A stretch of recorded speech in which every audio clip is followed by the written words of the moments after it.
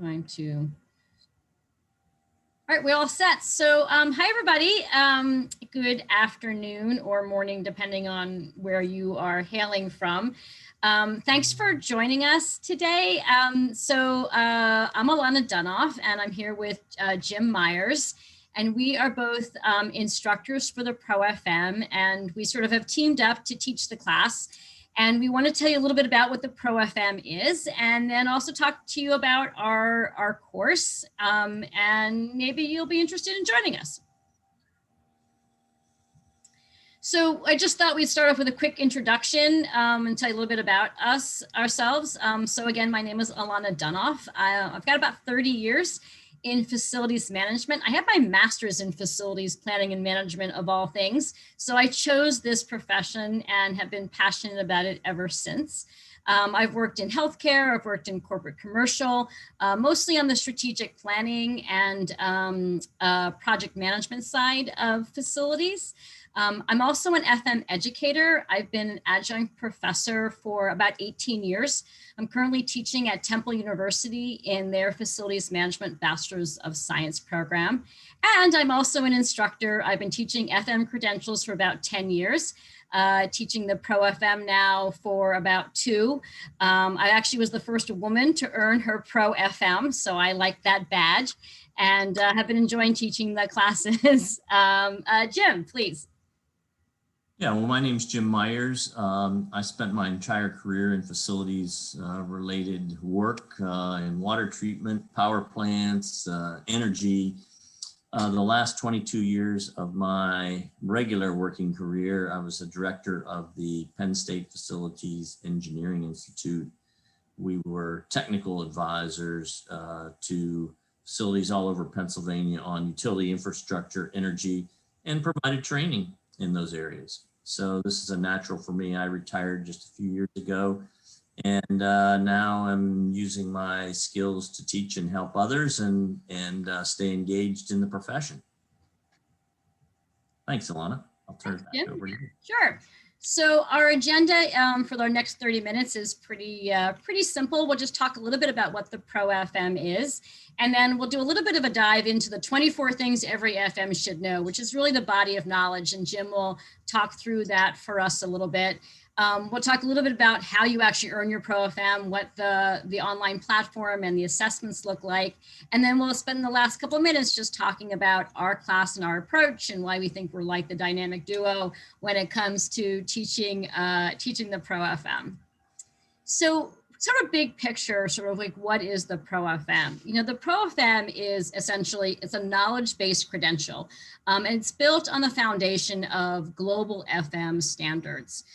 It's a really comprehensive training program that no matter where you are in your learning process and in your career, whether you're new to the industry or whether you're senior in the industry, there is something to learn. And regardless of the industry you're in, whether you're in healthcare or in R&D or you work for stadiums, or it doesn't matter, because there's so much to learn and to apply to your specific industry. And so it really has a ton of breadth. And I think that the ProFM was really designed to create a common framework and language. One of the things I love about the ProFM body of knowledge is that it has incorporated all the ISO standards for facilities management, which came about in like 2017. So those global definitions are now part of this body of knowledge, which I think helps to set standards for our profession, which has been a little bit different, a little bit, you know, you go to different countries, different states, different cities, and FM can look a little bit different. So it starts to create that common bond. It's also about providing training, right? We all have gaps in our knowledge, and there's so much to learn and comprehend in facilities management that it also provides that for you.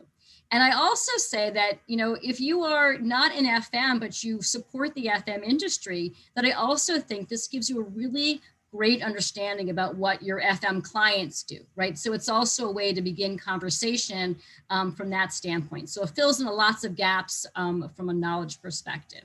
And of course, having a credential is such a strong way to show your employers, your future employers, yourself, of your confidence and your knowledge and the skills that you have and that you've demonstrated. All credentials do that, and the ProFM does that really well. So I'm a little bit of a data geek, so I love this slide that I got from ProFMI that just talks about, sort of illustrates how the ProFM was actually created.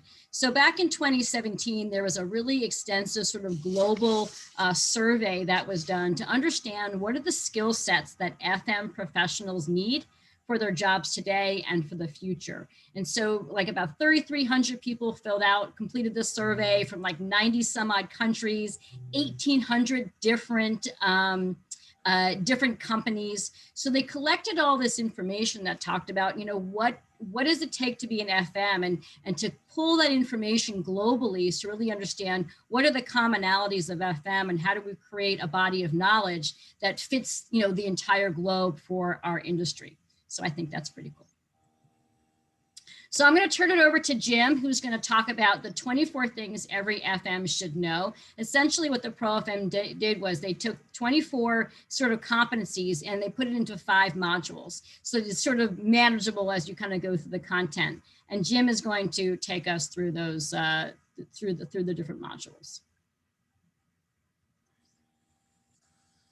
Thanks, Alana. Let me just make sure I'm on the same page as you here. Okay.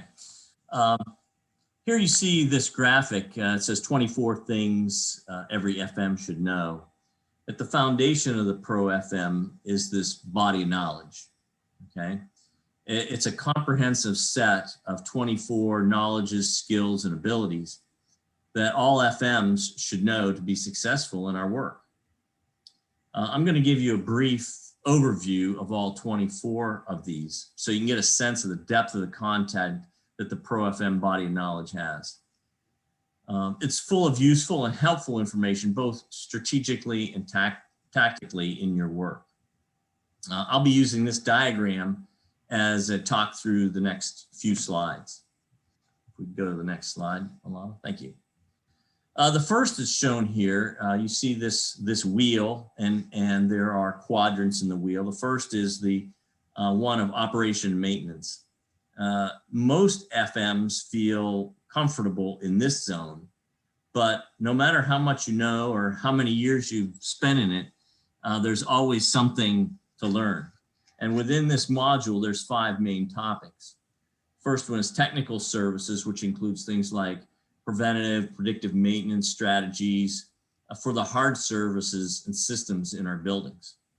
Second one is occupant services, all the people from the fitness centers to the cafeterias to the copy centers and the custodial services, and 40 other services that are provided to our staff in the buildings. Work management looks at the workflow and work order process and related technologies.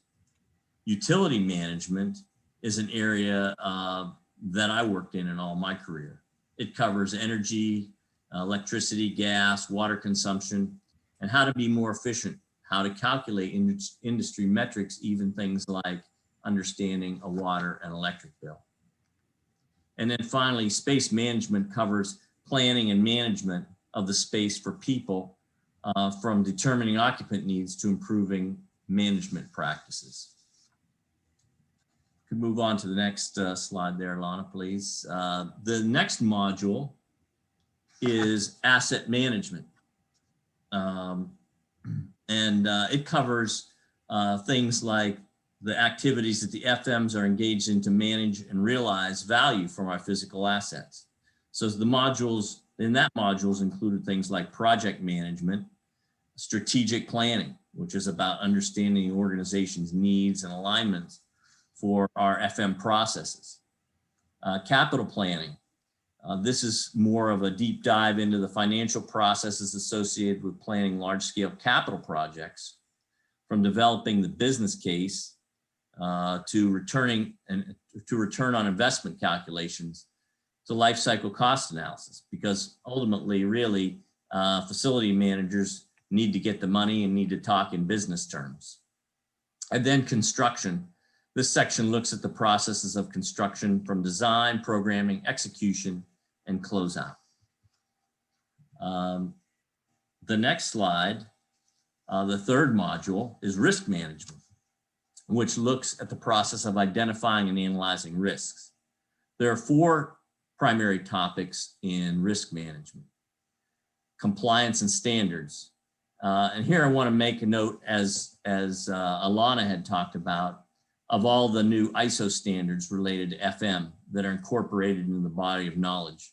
And risk management is one of the areas where you'll see a lot of those definitions provided and explained. EH&S, or environmental health and safety, covers things like indoor air quality, hazards, fires.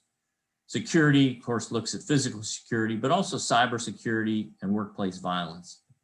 And finally, emergency management covers response and incident processes and business continuity. Certainly a very relevant topic over the past year when we talk about business continuity. The fourth module is that, and the wheel is that of business management. This module looks at the skills and mindset that we need as FMs to engage in leading our staff, our customers, and even our vendor partners. It covers things like financial management, including understanding financial statements, financial ratios, and developing budgets.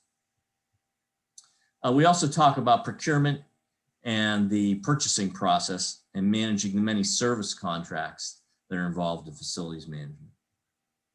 There's also a detailed section on real estate, looking at both owned versus leased properties. And then finally, that covers the 4 quadrants of the wheel, but then you'll see that there's this blue wraparound, and it's called the cross-functional competencies. And that's the 5th and final module. It's actually in the sequence of modules, it's actually first, but in what we're describing, we're having it last. But these cross-functional competencies are topics that are inherently woven throughout those other 4. And they cover topics like communication, sustainability, quality, innovation, and collaboration. So while they are covered independently with the one module, you'll also see them throughout. So those are the 24 competencies in a real quick summation, and I'll turn it back over to Alana. Thanks, Jim. So how do you earn the ProFM credential?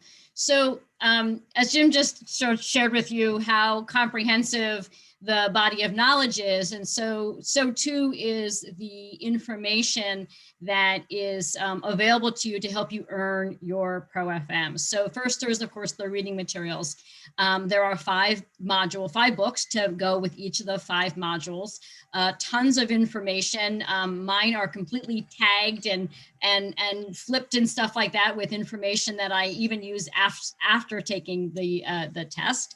And you can get the reading materials both hard copy as well as online. So there's a very comprehensive dynamic e-learning system that you can use if you want to read, on your tablet or computer or kind of on the go. It's a very dynamic system. And then there's a whole host of online study tools. So along with the online materials, there are quizzes for each topic within each module. So there's quizzes that you can take. There's actually a pre-test that you can do in advance to kind of test your skills and knowledge. There are flashcards, there's glossaries. So there's just a ton of information that's available to you to kind of support your studying process. So you have the ability to go back and do those surveys again. There's reports that kind of show you how well you're doing in certain areas, help you keep track. And there's even a smart study tool that kind of helps you really plot out how do you take something really big and sort of break it down into small chunks so you can read and focus your time and effort and kind of keep you accountable for the process. And then the last part of the final assessments, and I will flip to this slide, just talked about them in a little bit more detail. So the ProFM has 2 comprehensive exams to take. So and they're done at the end, they're cumulative. So we go through all of the knowledge, the 5 modules first, and then you take the tests. The first test is a knowledge exam. It's literally like content right out of the material that you would have. There's 75 questions and you have a time limit of 90 minutes, all multiple choice questions. So again, knowledge-based. And then the second one is an application exam. And this one's got 50 questions. I like this one better. This one sort of gives you scenarios and more application of the knowledge. So it's not just the knowledge, right? It's not just the information, but it's how do you think about and use it. And from the, I'll say the ProFM way, which is probably one of the biggest challenges, because we all come to this course with knowledge, with FM information and the way we do things and how we in our own jobs. And one of the things that we help you is understand that there's lots of different right ways, but there might be only one right way that the ProFM suggests as the sort of standard. And so helping you keep that in mind. Once you pass both of those exams, and you just 70% to pass both of them, then you've earned your ProFM. And your ProFM is sort of valid for 3 years. And then there's a renewal process, which is just, there's a small fee. And if you go to any conferences, attend any events in FM, do any kind of reading, it's pretty easy to earn the credits you need to renew that credential. So I want to just stop there for one quick moment and see if there's any questions about the actual body of knowledge and so on. If not, I'll then jump to kind of talking about our approach. It's quiet. All right, I will continue. We'll have time for some questions at the end as well. So I want to tell you a little bit about sort of the Jim and Alana version and approach to teaching. So I've been teaching credentials, like I said, for a long time. I decided to sort of add a professional development arm to my business so that I could be an educational partner for the ProFM. And Jim and I teamed up after we studied together in taking the ProFM. We kind of formed our own little study, and we realized we're very complementary in what we teach. As we talked about in our intros, Jim is more on the hard services side and engineering side, and I'm more on the softer service side, the strategic and the leadership and project management components. So we just think we really come together bringing great strength, which is a great value to our students, because you get sort of, we think, the best. You know, we both know this content very well, but we think the experiences that we bring and that knowledge also really helps to get you through the material. I also, after years of teaching, have come to learn that there are really 3 ways that we learn. We learn from material, right? From the books that you have to read. And if you don't read the books, you're not going to pass the test. Very clear. But you also learn from the instructor. So you got 2. And the third way you learn is from each other. And that's the other important part, that in a classroom setting, the students in the class also have their own knowledge along the way. And so we think that finding ways to have the students engage with each other, even in this virtual environment, is really important for the learning process. So we have breakouts and quizzes that we do to really help you engage. So that's not just a tell experience, but a really engaging learning experience. That kind of repetition of learning is so important. And then the last thing that we are really big proponents of is helping you stay accountable and stay on track. Jim has figured out how many pages you have to read each week, each day, in order to stay on track, to break it down into small, manageable bites to fit this in. And we will stay with you through your journey. We both feel like if you've taken the time and you've put in the expense, our job is also to help you pass. And there's so many distractions in life that we try to stick with you through your process along the way. Leah, I'll get to your question about CFM in a moment.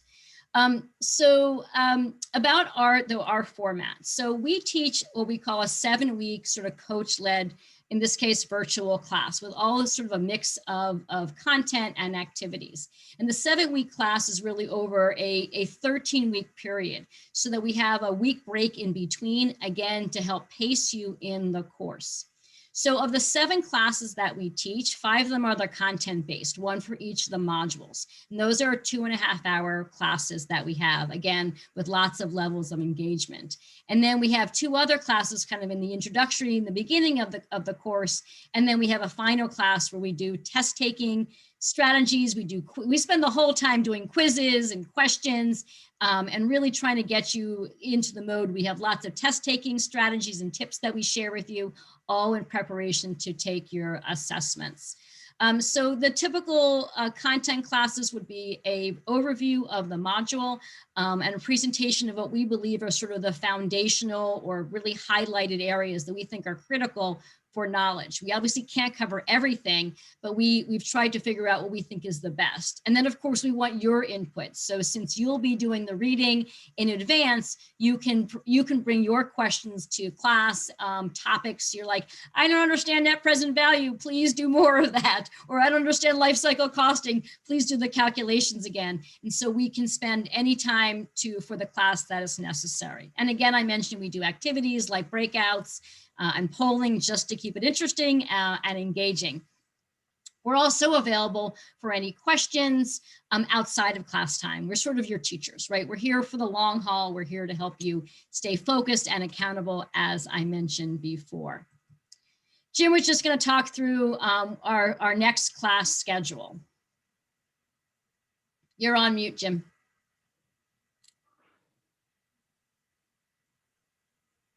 I muted myself so I wouldn't make any bad noises, but so this shows the actual calendar schedule of our class that starts next Thursday.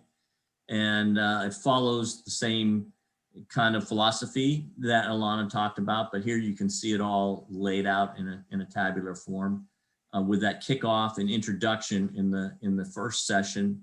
And you know, we kind of go through some of this, but then in more detail in terms of what you have to do to get your credential and how to study.